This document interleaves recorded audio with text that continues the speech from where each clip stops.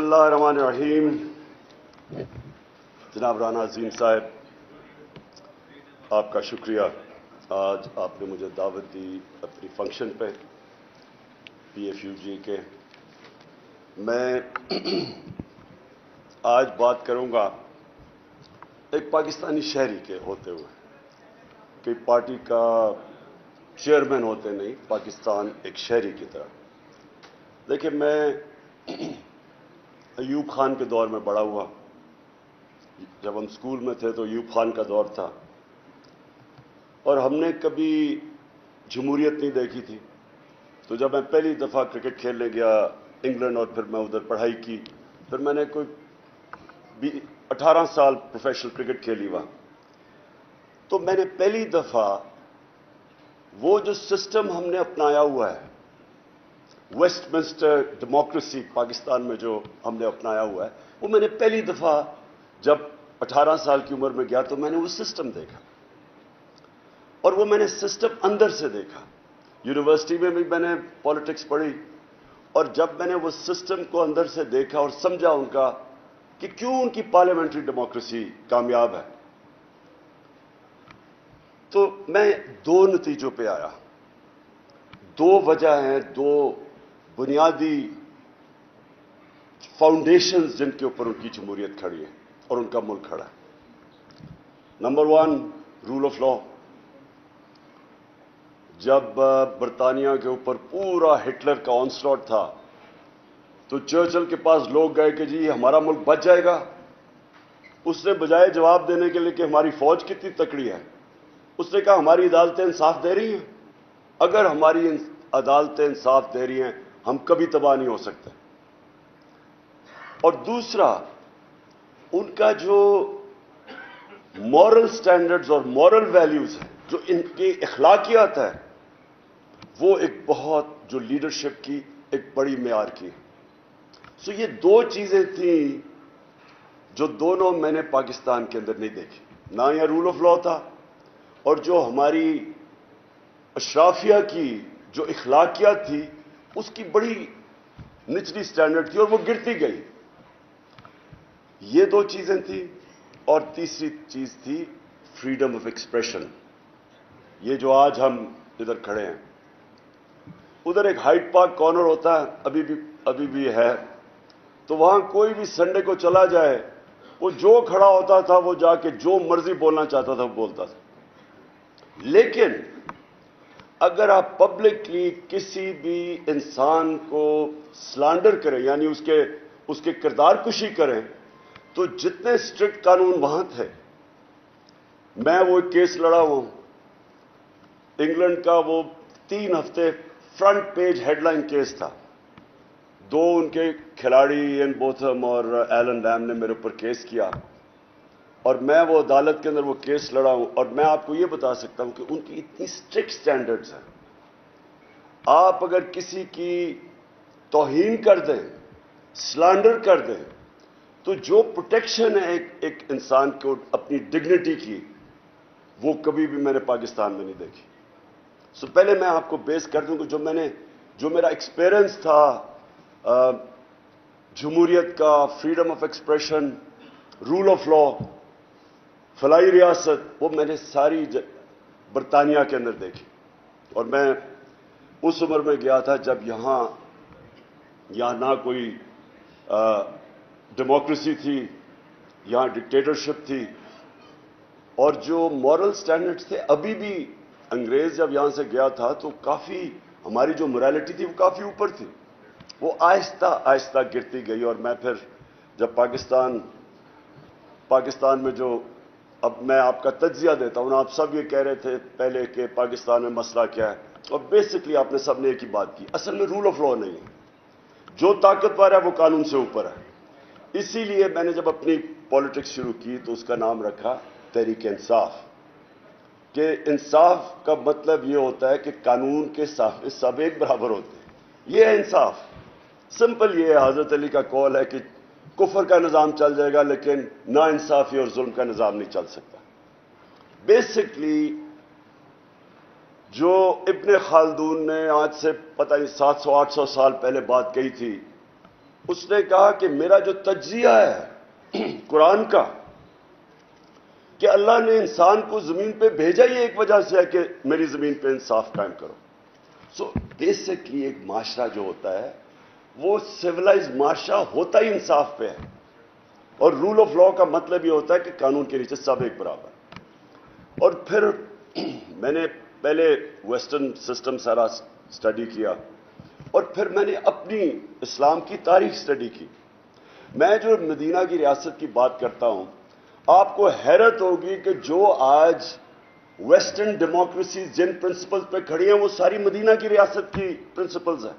Role of لا, سب سے پہلی چیز کہ نبی صلی اللہ علیہ وسلم نے کہا میری بیٹی بھی اگر جرم کرے گی اس کو سزا ملے گی, کوئی قانون سے اوپر نہیں. اور جو سب سے امپورٹنٹ بات کہی میں, اور یہ پھر میرا 70 سال کی عمر کا ہو گیا ہوں, ساری دنیا میں جو میں نے دیکھا ہے ایک ڈفرنس ہے خوشحال معاشروں میں اور وہ جدھر غربت ہے, ایک ہی ڈفرنس ہے, رول آف لا. جس معاشرے کے اندر قانون ہوتا ہے, انصاف ہوتا ہے, وہ ہمیشہ خوشحال ہوتا ہے. اور نبی صلی اللہ علیہ وسلم نے تب 1500 سال پہلے کہہ دیا تھا کہ تمہارے سے پہلے بڑی قومیں تباہ ہوئیں جدھر کمزور کے لیے ایک کمزور چوری کرے تو جیل میں, طاقتور چوری کرے تو این آر او مل جائے. یہ تب وہ کلیئر تھا کہ جب آپ طاقتور ڈاکو کو نہیں پکڑ سکتا, جو بھی معاشرہ وہ تباہ ہو جاتا ہے.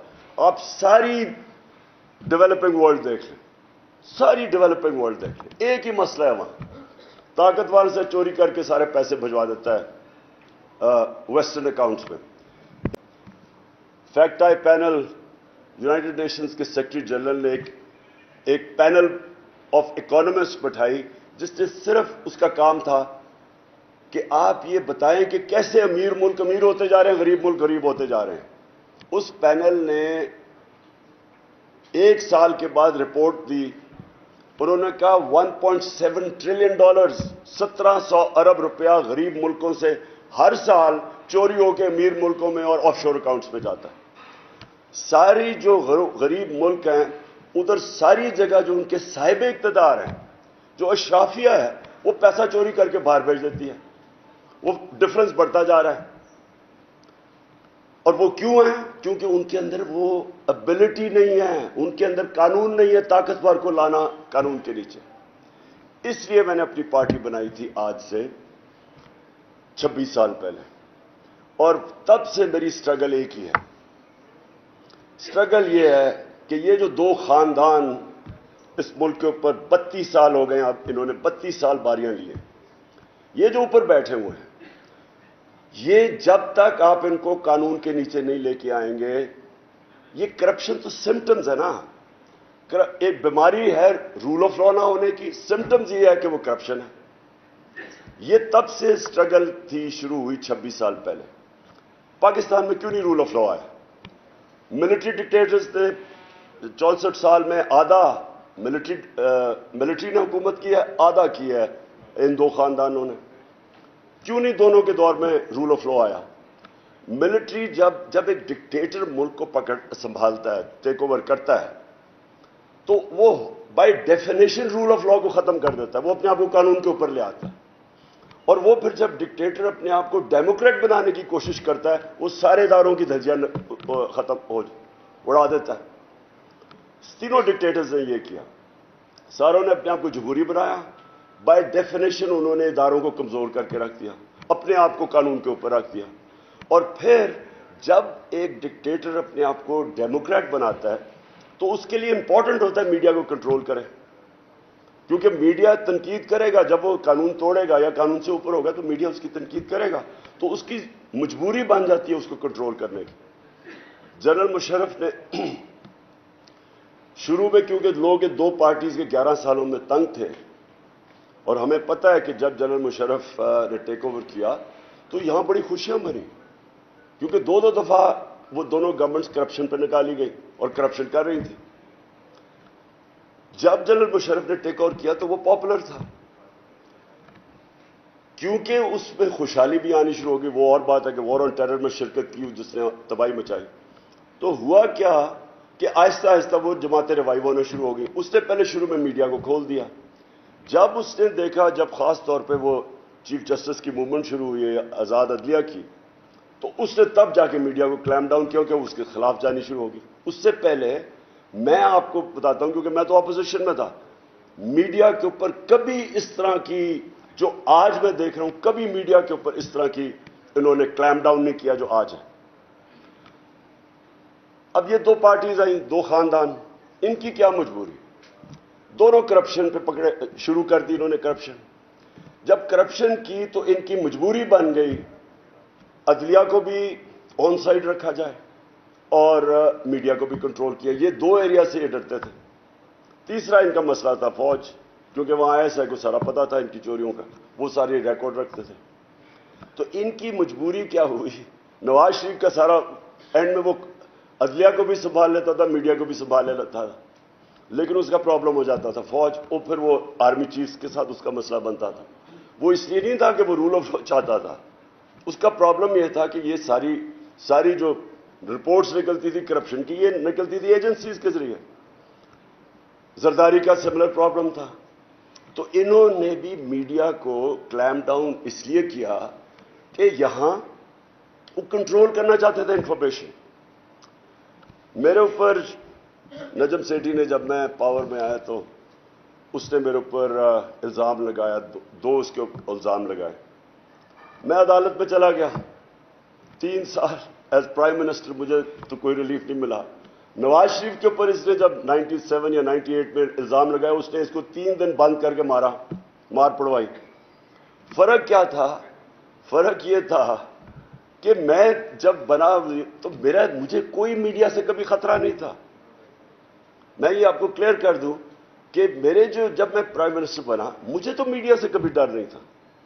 اور آپ اگر اٹھا کے دیکھیں جتنی تنقید مجھے 3.5 سال سے میڈیا سے ہوئی, کسی پرائم منسٹر کو نہیں ہوئی ایسی تنقید. میں نے تو کبھی کوشش نہیں کی میڈیا کو پیسے کھلانے کی. میں نے ایک میڈیا کے اوپر کبھی کسی کے اوپر ایکشن, سوائے نجم سیٹھی کیونکہ اس نے ذات پہ مجھے اٹیک کیا تھا, اس کے اوپر عدالت میں گیا, میں نے ایک میڈیا کے اوپر کوئی ایکشن نہیں لیا. یہ شیرین کو پتا ہے کہ کئی دفعہ 3-4 دفعہ ہوا ہے میرے خیال میں. ہمیں کیبنٹ میں جب میٹنگ میں آئے پتا چلا جی کسی کو اٹھا لیا ہے جرنلسٹ کو, وہ میرے انسٹرکشنز کے اوپر کبھی کسی کو نہیں اٹھایا. پرابلم کچھ اور تھا, اور وہ میں آپ کو بھی ذرا پہلے میں آپ کو بتاتا ہوں کہ میرے 3.5 سال میں میں نے کیا چیز دیکھی اور آگے وے فارورڈ کیا آج پاکستان کا. یہ بڑا کرٹیکل ہے کہ ہم ریئلائز کریں کہ ہم آج کدھر کھڑے ہیں اور ہم اب آگے کیسے جا سکتے ہیں. ہوا کیا کہ پرابلم مجھے صرف ایک تھا, سلانڈر کا. یعنی جب فیک نیوز ہوتا تھا,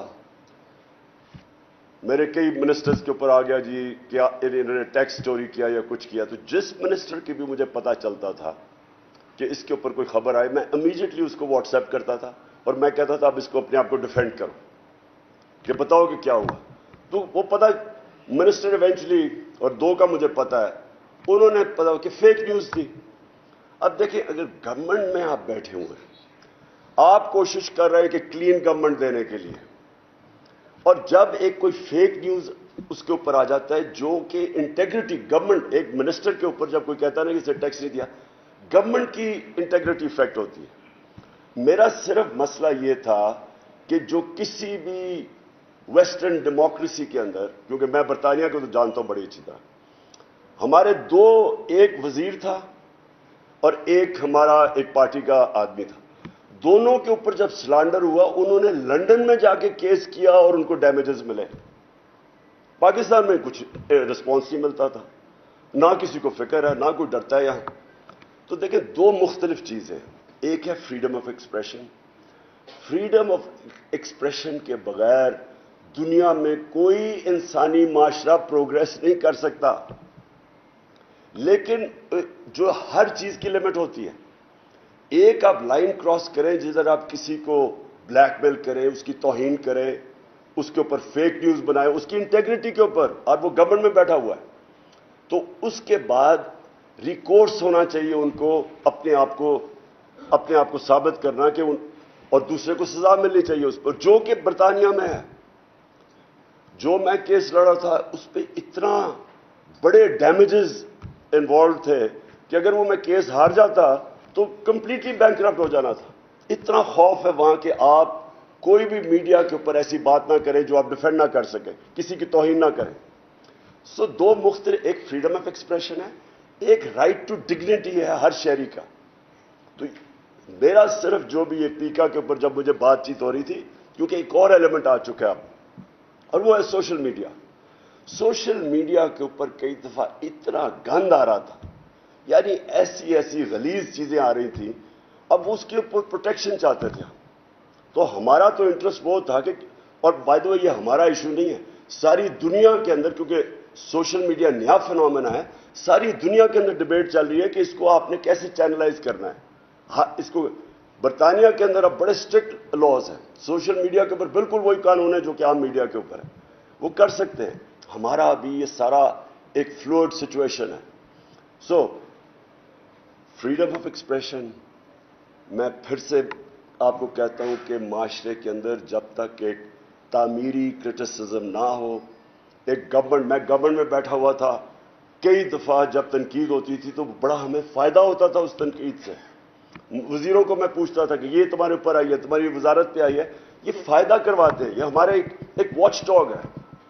لیکن کئی دفعہ, اب میں آپ کو آپ بتاؤں, ہم جا رہے چائنا, پاکستان بینکرپٹ تھا, شروع میں آیا ہمارے پاس 2-3 ہفتے 4 ہفتے کی ایکسپورٹ کا ریزروز رہ گئے تھے. تو جب چائنا جانے لگے, اور چائنیز کی بڑی ان کی ایک اسپیشل, ان کی عجیب سائیکی ہے, وہ بڑے سینسٹیو لوگ ہیں.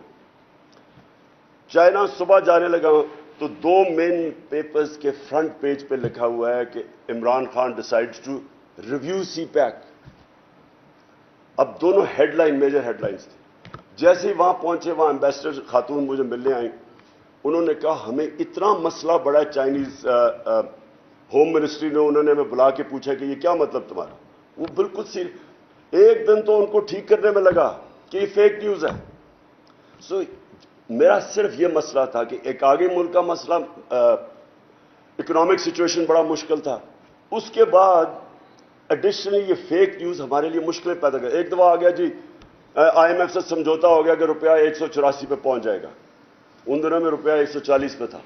تو ایک دم جب اسپیکولیشن شروع ہوگی مارکیٹ میں, روپے پہ پریشر پڑ گیا. پہلے ہی ریزروز نہیں ہمارے. میں ان چیزوں کی بات کر رہا ہوں کہ یہ ادھر یہ جو بیلنس ہے یہ بڑا امپورٹنٹ ہے. لیکن فریڈم آف ایکسپریشن, نہ مجھے کبھی کسی سے ڈر تھا کہ میری کوئی چوری کسی نے پکڑ, کہ مجھے ڈر ہے کہ میری چوری یا کرپشن صاحب نے لے آئے گا. میں انکریج کرتا ہوں کہ اگر کسی بھی ہماری ڈپارٹمنٹ میں, منسٹری کے اندر کرپشن ہے تو بتاؤ, کیونکہ اگر میں چوری نہیں کر رہا تو میں کسی کو کیوں کرنے دوں گا. تو ہم نے تو میڈیا سے تو ہمیں کوئی خوف نہیں تھا. عدلیہ سے کوئی مجھے کہے کہ ہمارے دور میں ہم نے کوئی انٹروینشن کی ہو عدالتوں کو, کوئی ہم نے کسی کو میڈیا کو کہا, عدالتوں کو کہا کہ جی یہ اٹھا کے ٹیلی فون کے جی ججمنٹ دو, کوئی ہم نے کوشش کی ہو کسی قسم کی ججمنٹ افیکٹ کرنے کے لیے, کیونکہ ہم کوئی قانون نہیں توڑ رہے تھے, ہم قانون کے بیچ میں تھے. پرابلم اب میں آپ کو بتاتا ہوں کیا آ رہی تھی. پرابلم کیا آ رہی تھی کہ دیکھیں, وار آن ٹیرر جب ہوئی نا, اور میں کہہ بیٹھا ہوں کہ اس میں ہمیں کبھی شرکت نہیں کرنی چاہیے تھی. مجھے جب بھی مسئلہ ہوتا تھا میں حامر بھی پروگرام کے اوپر جا کے اپنی جا کے پوائنٹ آف ویو دیا کرتا تھا, ڈرونز کے اوپر, اس کو سب پتہ ہے. میں یہ سمجھتا تھا کہ ہم نے بہت بڑا ڈیزاسٹر کیا اس میں شرکت کر کے. اس معاشرے نے جتنا ڈیمیج اٹھایا ہے اس وار آن ٹیرر کی وجہ سے, کبھی بھی کوئی کمیشن بیٹھے تو پتہ چلے کہ ہمیں کتنا نقصان ہوا ہے اس سے. چھوڑیں کہ ہم نے اپنے اربوں ڈالر کا نقصان ہوا, قبائلی علاقہ ہمارا اجڑ گیا, 80,000 لوگ ہمارے قربان ہوئے اس وار کے اندر. ڈرون اٹیکس کبھی بھی یہ انہرڈ آف ہے کہ آپ ہی کا ملک کسی کی جنگ میں شرکت کر رہا ہے اور وہ آپ ہی کو اٹیک کر رہے ہیں. یہ ہیومن ہسٹری میں کبھی نہیں ہوا. لیکن جو سب سے بڑا ڈیزاسٹر ہوا کہ ہمارے جو لوگوں کے سول اور ہیومن رائٹس تھے وہ افیکٹ ہوئے. وار آن ٹیرر کے اندر لوگوں کو اٹھانا شروع کر دیا. مسنگ پرسن شروع ہو گئے. سب سے پہلے میں نے مظاہرہ کیا تھا مسنگ پرسن کا 2003 میں, جب عافیہ صدیقوں کو اٹھا لیا تھا. اب جب تک میں گورنمنٹ میں نہیں آیا تو مجھے تو فوج کا ویو نہیں پتا تھا, تو میں تب تک اس کے خلاف ہمیشہ بولتا رہا, کیونکہ اینڈ میں میرے پاس آتے تھے مسنگ پرسن جن کے کوئی لوگ جن کے رشتہ دار اٹھا لیے جاتے تھے, تو میرے پاس آتے تھے. اور وہ اس سے زیادہ میں نے تکلیف دہ چیزیں نہیں دیکھی کہ عورت آ رہی ہے کہ میرا ہسبینڈ غائب ہے, ماں آ رہی ہے بیٹا غائب ہے. اس طرح کے جو درد بھرے سینز میں دیکھتا رہا. اس کے گورنمنٹ میں آئے, اور یہ جو آپ نے پتا چلا کہ کئی دفعہ لوگوں کو اٹھا لیا جاتا تھا ہمارے دور پہ, وہ ہم اسی کے وہ نیشنل سیکیورٹی کے اندر وہ آ جاتا تھا. ہم جب میری جنرل باجوہ سے بات چیت ہوئی اس کے اوپر, جنرل فیض تھے تب ISI, میں تب بات کرتا تھا مسنگ پرسنز کے اوپر. میں نے بڑی دفعہ بات کی. ایک تو انہوں نے کافی لوگ چھوڑے, لیکن وہ کہتے تھے جی پرابلم میں کدھر آ رہا ہے عدلیہ کا. اگر ایک ٹیررسٹ کو ہم دیتے ہیں عدالتوں میں, اس کا ثابت کرنا بڑا مشکل ہے کہ وہ واقعی وہ اس نے وٹنسز کدھر سے آئیں گے. اور پھر امریکہ کا, انگلینڈ کا مثال دی جاتی تھی کہ انہوں نے جب یہ وار آن ٹیرر کے دوران اپنے ملک میں بھی انہوں نے جس طرح لوگوں کو پکڑا, وہ اور بات ہے کہ تقریباً زیادہ تر مسلمانوں کو ہی وہ پکڑتے تھے اور ان کے رائٹس انہوں نے ختم کر دیے. لیکن وہ ٹیررزم ایک ایسی چیز ہے کہ اس کے لیے مشکل پڑ جاتا تھا ان کو عدالتوں کو ثابت کرنا. اور وہ فوج ادھر سے ڈرتی تھی کہ دیکھیں آپ یہ پھر چھوڑ دیں گے اور یہ پھر ہمارے خلاف ایکٹیویٹی کریں گے. تو ان کا ایک یہ پوائنٹ آف ویو تھا.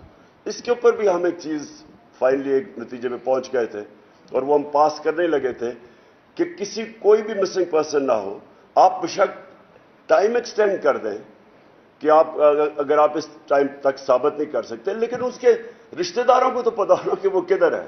سب سے زیادہ ظلم تو رشتہ داروں پہ, تو خیر یہ ہم کر رہے تھے, لیکن ان کا یہ پوائنٹ آف ویو تھا. لیکن دیکھیں میں آخر میں یہ جو جدھر آج پاکستان کھڑا ہے نا, میرا آنیسٹ اوپینین یہ ہے کہ اپنی تاریخ کا سب سے فیصلہ کن ڈیفائننگ مومنٹ پہ کھڑا ہوا ہے. یہ بڑا امپورٹنٹ ہے کہ اس وقت فیصلے ٹھیک کیے جائیں. دیکھیں سب سے پہلے تو یہ کہنا کہ یہ سازش تھی یا مداخلت تھی, اس سے زیادہ یعنی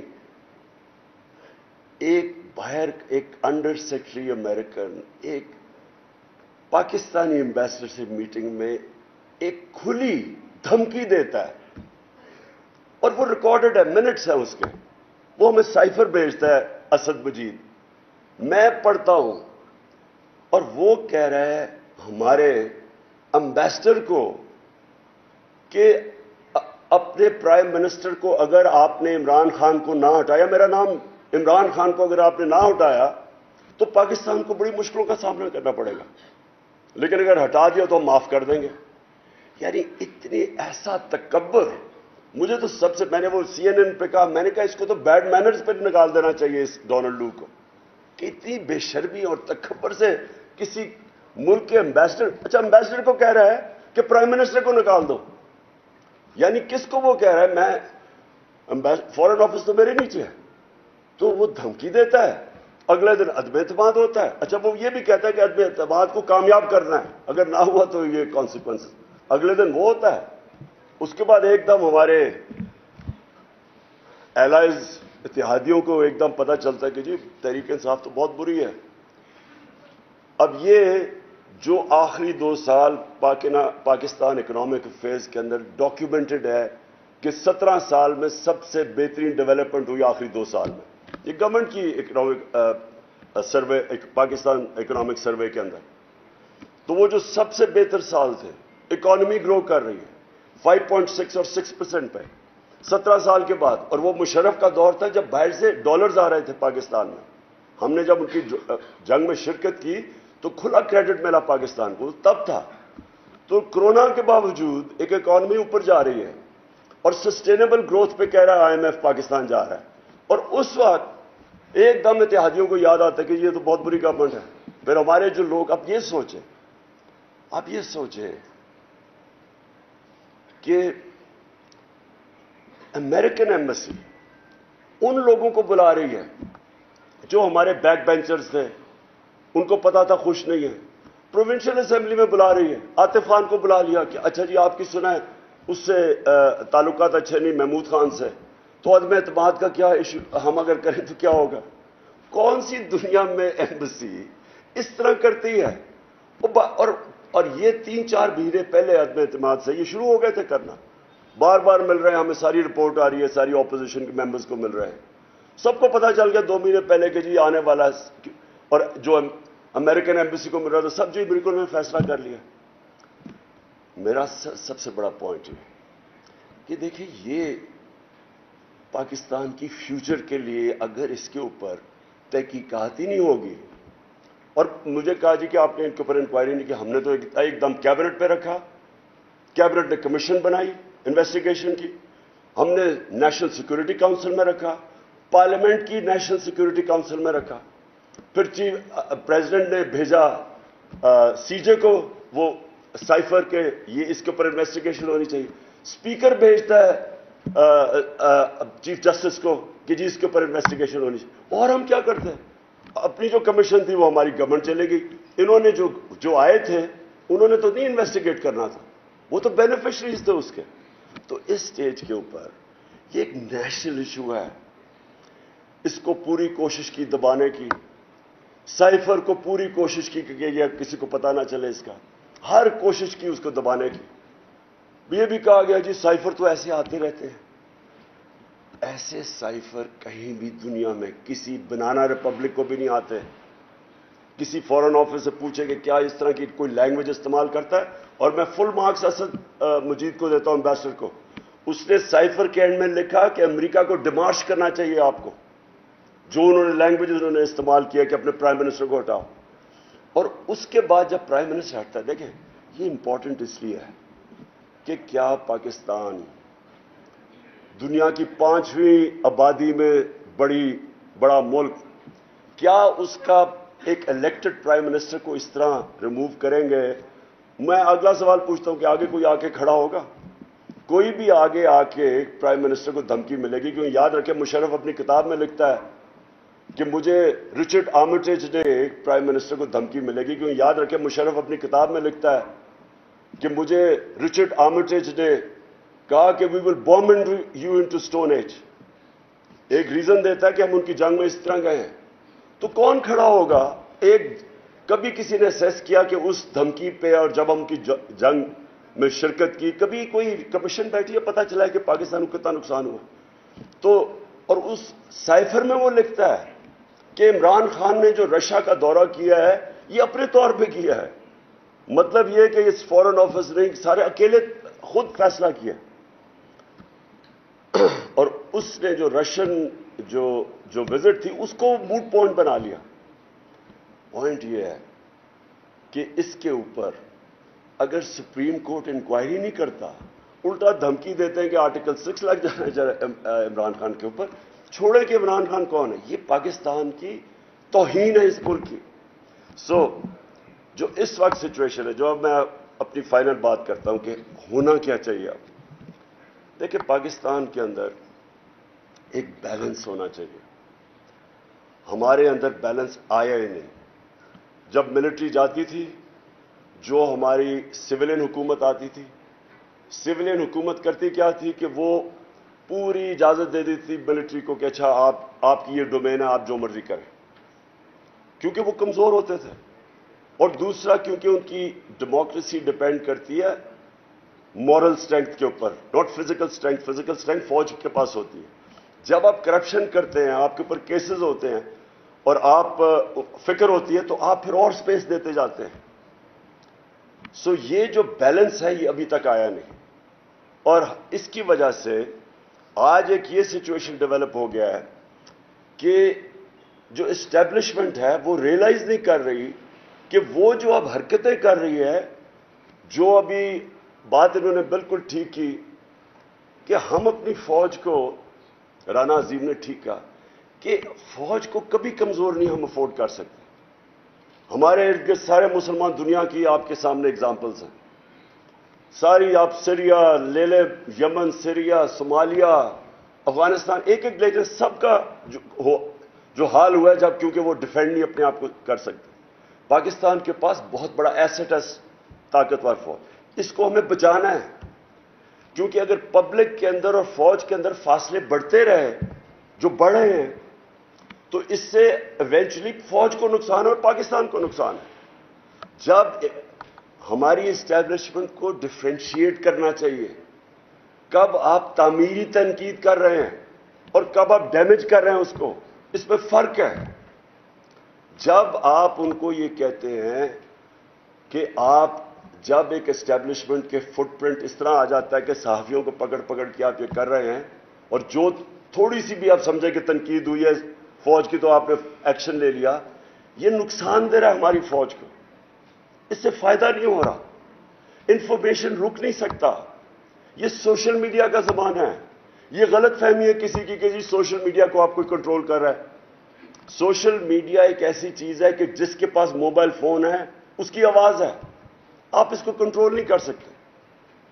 اور آپ کنٹرول کرنے جتنی مرضی کوشش کریں یہ ایک ایسی اب چیز دکھلائی کسی کے کنٹرول میں نہیں ہے. اس لیے یہ جو اب پیریڈ ہے اس کے اندر ہمیں ریفلیکٹ کرنا چاہیے کہ کیا یہ جو فیصلہ کیا, جو بھی یہ فیصلہ نہ روکنے کا کیا, ایک امریکن سازش کے تحت ایک ان نیچرل سیٹ اپ آ گیا, کیا یہ پاکستان کے فائدے میں ہے؟ کیا پاکستان کے فائدے میں ہے کہ 1100 ارب روپے آتے ساتھ ہی انہوں نے جو نیب کے اندر کیسز پڑے ہوئے تھے انہوں نے ختم کروا دیے. سارے جن کے کیسز تھے اور یہ پچھلے 10 سال کے کیسز تھے یہ سارے ختم کروا لیے. جو ایف آئی اے کے اندر 16 ارب روپے کا open and shut case Shehbaz Sharif اور بچوں کے, وہ 4 وٹنسز مر چکے ہیں ابھی تک. جب سے یہ آئے ہیں 4 وٹنسز مر گئے ہیں جس پہ مقصود چپڑاسی بھی اور ایک انویسٹیگیٹر مر چکا ہے ہارٹ اٹیک سے. اور یہ جو عمران ریاض نے جو بتایا کہ ان کو جب وہ جیل سے نکلے ہیں تو ان کو تب سے پرابلم صحت کے پرابلمز ہو گئے اور وہ سمجھتے ہیں ان کو زہر دی گئی ہے, سلو پوائزننگ کی گئی ہے. یہ انویسٹیگیٹ کرنا چاہیے کہ یہ کمال ہوا ہے کہ ایک دم 4 وٹنسز مر گئے ہیں اور ایک انویسٹیگیٹر اور دوسرے انویسٹیگیٹر کو ہارٹ اٹیک ہوا بچ گیا ہے. اور یہ ہمیں سوچنا چاہیے کہ اس سیٹ اپ کو اگر بیک کر رہی ہے ہماری اسٹیبلشمنٹ جو کہ ساری قوم کو پتہ ہے, ان کے اپنے بیان ہیں ایک دوسرے کیسز سارے اپنے دور پہ بنائے ہوئے ہیں. یہ جو 10 سال کے کیسز ہیں 95% تو ان کے دور کے بنے ہوئے ہیں. وہ کیسز معاف کروا رہے ہیں, ایک طرف ملک نہیں سنبھالا جا رہا, مہنگائی اسپانوں پہ, اکانومی ٹینک کر گئی ہے.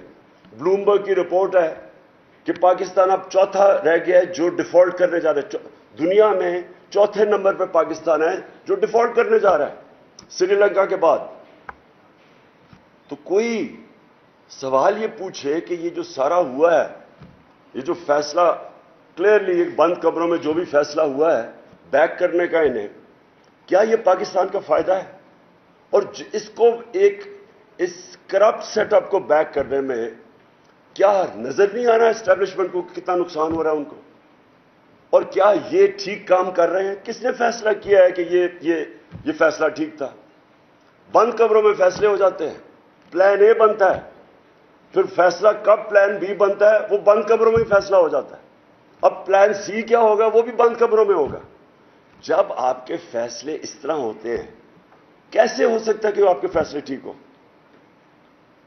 یہ جو اس طرح کے فیصلے ہوتے ہیں, کیونکہ ہم اسٹیبلشمنٹ کی بات کر رہے ہیں, دنیا کی تاریخ کی اپنے وقت کی 2 سب سے بڑی سب سے طاقتور فوجیں, ایک ہٹلر کی اس وقت 1941 میں سب سے طاقتور دنیا کی فوج تھی, وقت کی 2 سب سے بڑی سب سے طاقتور فوجیں, ایک ہٹلر کی اس وقت 1941 میں سب سے طاقتور دنیا کی فوج تھی اور دوسری نپولین کی. دونوں فوجیں تباہ ہو گئیں روس کے اندر. کیسے تباہ ہوئی؟ روس کی انہوں نے جب اٹیک کیا تو سردی آنی شروع ہو گئی. بڑے لوگوں نے سمجھایا, اپنے جنرلز نے, اپنے ٹاپ کو جو 2-3 تھے لیکن ڈرتے تھے. نپولین کا بھی بہت بڑا اسٹیچر تھا اور ہٹلر سنتا ہی نہیں تھا. انہوں نے سمجھایا کہ جی سردیاں آ رہی ہیں. جو یو ٹرن کرنی چاہیے تھی. بائی دا وے جنرلز کے لیے, لیڈرز کے لیے یو ٹرن بہت ضروری ہوتی ہے,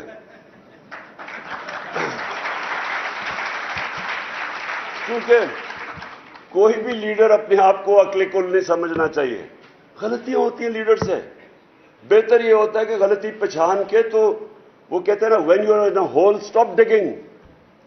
آپ کو پتا ہونا چاہیے کہ یہ اب میرے سے غلطی ہوگی ہے تو اب واپس آ جائیں. دونوں دنیا کی اس وقت کی سب سے طاقتور فوج سردیوں میں تباہ ہو گئی, روس کی سردیوں میں. آج بھی ایک ہی راستہ ہے. جتنا اس اب میں کیا کہوں, آرٹیفیشل کرپٹ سیٹ اپ جن کو اکٹھا کیا گیا, 60% لوگ ضمانت میں. میں جو 2 باتیں کہی تھی انگلینڈ کے اندر, 2 چیزیں, ایک رول آف لا تھا اور تباہ ہو گئی روس کی سردیوں میں. آج بھی ایک ہی راستہ ہے. جتنا اس اب میں کیا کہوں, آرٹیفیشل کرپٹ سیٹ اپ جن کو اکٹھا کیا گیا, 60% لوگ ضمانت میں. میں جو 2 باتیں کہی تھی انگلینڈ کے اندر, 2 چیزیں, ایک رول آف لا تھا اور ایک ان کی اخلاقیات تھی.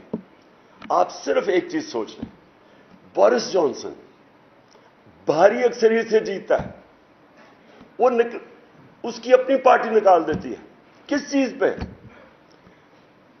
پاکستان میں خبر بھی نہیں بننی تھی, یا خبروں میں بھی نہیں آنا تھا کہ جناب وہ کورونا کے دور, وہ نے جب 10 ڈاؤننگ اسٹریٹ میں انہوں نے جب کام ختم کیا تو وہ سارے گیدر ہو گئے ڈرنکس کے لیے. یہ خبر بھی نہیں بننی تھی. اس کے اوپر اچھا اس نے کیونکہ کور اپ کیا, جھوٹ بولا, اس کو فارغ کر دیا. کلنٹن اور بیوی اگر کہہ رہی ہے کہ جی مجھے مونیکا لیونسکی کا فرق نہیں پڑتا, اس کو انہوں نے امپیچمنٹ کر دی اس کی. رچرڈ نکسن, وہ ایک سب کے فون ٹیپ ہیں, میرے بھی آپ نے دیکھا ہوگا, میرا پرائم منسٹر کے بھی فون ٹیپ ہے. اس فون ٹیپنگ کے اوپر اس کو امپیچمنٹ کے, اس نے ریزائن کیا. ان کی صرف مورل سٹینڈرڈز ہیں. دیکھیں ڈیموکریسیز چلتی ہیں مورل اتھارٹی پہ. اب یہ مجھے یہ بتائیں کہ جو ایک انڈر ٹرائل باپ بیٹا, ایک چیف منسٹر بن گئے, پرائم منسٹر بن گئے, انڈر ٹرائل ہیں, 16 ارب روپے, وہ مجھے کیس پتا ہے, اوپن شٹ کیس ہے, نوکروں کے نام پہ 16 ارب روپیہ آ گیا. اس پہ اب کوئی اور ہوتا تو ابھی تک 1.5 سال جیل میں ہوتا. ان کو آپ ملک کا پرائم منسٹر بنا رہے ہیں اور چیف منسٹر, 60% کیبنٹ ضمانت پہ. جب ایک ملک کی قیادت, اس کی جب موریلٹی, ان کی مورل سٹینڈرڈز ادھر پہنچ گئے کہ آپ نے ان لوگوں کو اوپر بٹھا دیا ہے, مجھے یہ بتائیں جیل میں لوگ کیا کر رہے ہیں پھر؟ اب کس منہ سے غریب لوگوں کو جیلوں میں ڈالا ہوا ہے؟ اوپر سے آ کے انہوں نے آتے ساتھ NRO 2 لے لیا. دیکھیں یہ سیٹ اپ جتنی دیر چلے گا ملک کمزور ہوگا, ڈی سٹیبلائز ہوگا. اور اس وقت اکنامک جو سٹیبلٹی ہے وہ ڈپینڈ کرتی ہے پولیٹیکل سٹیبلٹی پہ. یہ سیٹ اپ کبھی چل ہی نہیں سکتا جن لوگوں کو انہوں نے اکٹھا کیا ہوا ہے. تقریریں سنیے اسمبلی میں ابھی بجٹ کے دوران, وہ جو ہمارے ساتھ تھے وہ جا کے کیا باتیں کر رہے تھے. اور وہ پنجاب کا سیٹ اپ کیا ہے, وہ تو ایک انکانسٹیٹیوشنل چیف منسٹر بیٹھا ہوا الیکشن کروا رہا ہے. ہر قسم کا سپریم کورٹ واضح کر بیٹھا ہے کہ تم نے کسی قسم کی استعمال نہیں کرنا اسٹیٹ مشینری. ذرا جا کے دیکھیں 20 حلقوں پہ ساری اسٹیٹ مشینری کوشش کر رہی ہے ان کو الیکشن جتانے کے لیے. کل تو اگر اس سیٹ اپ کو اس طرح زیادہ آگے جا کے انلیگل کام کر کے اس سیٹ اپ کو اوپر رکھنا ہے, اکاؤنٹیبلٹی ختم کر کے, کس کو نقصان ہو رہا ہے؟ سارا ایونچولی سارا قوم دیکھ رہی ہے اسٹیبلشمنٹ کی پاور ان کے پاس ہے, ساری قوم ادھر دیکھ رہی ہے. اپنی اسٹیبلشمنٹ, اپنی فوج کو بچانے کے لیے تعمیری تنقید ضروری ہے. ہمارے جو جرنلسٹ ہیں ان کو موقع دیا جائے تعمیری تنقید کرنے کی, کورس کریکشن کے لیے. غلطیاں سب سے ہو جاتی ہیں, سب غلطیاں کر دیتے, کوئی عقل کل نہیں ہے. لیکن ایک جو تنقید ہوتی ہے وہ ایک جو بھی پاور میں ہوتا ہے اس کے لیے سارا وقت موقع مل رہا ہوتا ہے اس سے ڈفرنٹ اوپینین سن کے کہ میں کدھر ٹھیک جا رہا ہوں کدھر غلط. ایک اس جو بھی اوپر ڈسیزن میکر ہے اس میں ایبلٹی ہونی چاہیے کہ یہ تنقید خود ہی فیصلہ کرے کہ یہ تنقید تعمیری ہے اور یہ تنقید کے پیچھے ایجنڈا ہے, وہ فیصلہ کریں. لیکن تنقید کو بند کرنا, یہ تو اپنے آپ کو ایک فولز پیراڈائز میں رکھنا ہے, اور یہ نقصان سب کو ہو رہا ہے, ساری قوم کو ہو رہا ہے. جتنی دیر تک یہ انسٹیبلٹی چلتی رہے گی اتنی دیر تک اکانومی ہماری نیچے جاتی رہے گی. اور اکانومی اگر 4 نمبر پہ پاکستان ہے ڈیفالٹ کرنے والا, تو خود سوچ لیں کہ پاکستان کی آج کیا پوزیشن ہے. اور میں آج پھر سے کہتا ہوں کہ صرف ایک راستہ ہے, اور وہ راستہ ہے فری اینڈ فیئر الیکشنز. صاف اور شفاف الیکشنز کے علاوہ جدھر آج ہم پہنچ گئے ہیں, پاکستان کے پاس اور کوئی دوسرا راستہ نہیں ہے. جو بھی راستہ اختیار کریں گے اس میں مسئلے ہی مسئلے ہیں, اور ایک فیلئر کو ری انفورس کرتے جائیں گے. اس سے اور زیادہ فاصلے بڑھتے جائیں گے قوم میں اور اسٹیبلشمنٹ میں. اور ہماری سب کی کوشش ہونی چاہیے کہ یہ ملک, ہمارے ملک میں ایک طاقتور فوج اس ملک کی ضرورت ہے. اور ہمارے ملک کے اندر یہ بھی ہمیں سمجھنا چاہیے کہ اس ملک کے اندر صرف ایک راستہ ہے, کوئی مارشل لا وغیرہ کا ٹائم نکل چکا ہے. صرف ایک ہے کہ ہم اپنی جمہوریت کو اسٹرینگتھن کریں. اور جمہوریت کو اسٹرینگتھن کرنے کے لیے جو میڈیا ہے, میڈیا کو آزاد کرنا, اور پھر قانون کے تحت لمٹس رکھیں کہ سلانڈر نہ کرے. یعنی جو ساری, میں کوئی نئی چیز نہیں کہہ رہا, صرف جو قانون بنے ہوئے ہیں برطانیہ میں, کیونکہ وہیں سے ہم نے ڈیموکریسی لیا, ان کے قانون لے آئیں. جو وہاں قانون ہے وہ یہاں لے آئیں کہ سلانڈر کا کیا قانون ہے, اور پھر ان کو امپلیمنٹ کریں. اس وقت پرابلم کیا ہے کہ ہمارے پاس اگر قانون ہیں بھی وہ امپلیمنٹ ہی نہیں ہوتے, اس لیے کسی کو فکر ہی نہیں ہے, جو مرضی جس کے متعلق کہہ دے. اور خاص طور پہ سوشل میڈیا کو ریگولیٹ کرنا بڑا ضروری ہے. اس میں ایسا گند آ رہا ہے کہ وہ ہمارے معاشرے کو بڑا نقصان پہنچے گا. تو وہ معاشرے کو بچانے کے لیے ریگولیٹ کرنا سوشل میڈیا کو بہت ضروری ہے. میں پھر سے رانا عظیم آپ کا شکریہ ادا کرتا ہوں. میں سارے جو ہمارے آنریبل اسپیکرز آئے, میں ساروں نے بڑی وہ باتیں کی جو ہم سب اگری کرتے ہیں کہ فریڈم آف ایکسپریشن کے بعد بغیر کوئی بھی معاشرہ ترقی نہیں کر سکتا. شکریہ.